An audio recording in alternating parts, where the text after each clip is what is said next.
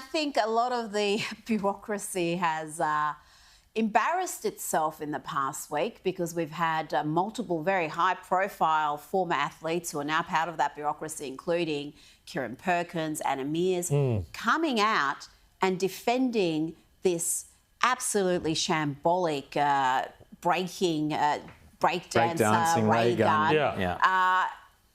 If they weren't so in that bubble, they would recognise what has happened and recognise defending that, trying to bully Australians into remaining silent and not laughing at that. They would see how absurd that is. Well, it's but also absurd. You had Peter Fitzsimons writing a defence saying, obviously that's absurd. But it's doubly absurd for that bloke because he's an ex-rugby player and he's saying excellence doesn't matter, having I'm sorry, guys. Australia prides itself on its elite sports people. We want the best of the best. We care about participation. We care about having a go. But Olympic level isn't about participation. We want to be the best.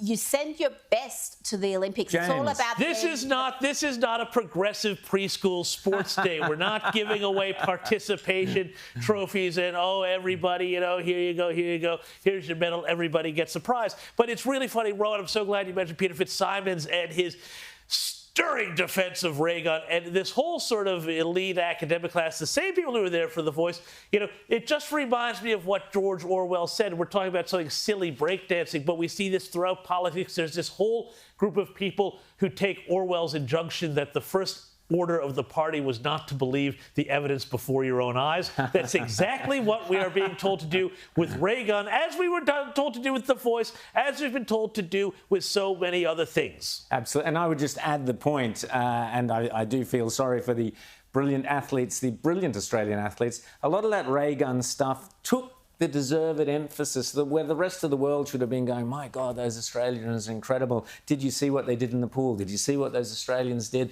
How great they were. The rest of the world was going, Australia, breakdancing. I mean, seriously. And the bureaucrats responsible for that decision and the bureaucrats who defended that decision, as Rita says, seriously don't belong in the job, particularly the amount of money we pay them to do all the trips. Rita, Swifties for Trump. Apparently, we're getting some Taylor Swift fans are out there going Swifties for Trump. You're the one who's brought this story. I'm not a fan of this. Here we go. Have a listen. I'm not a fan.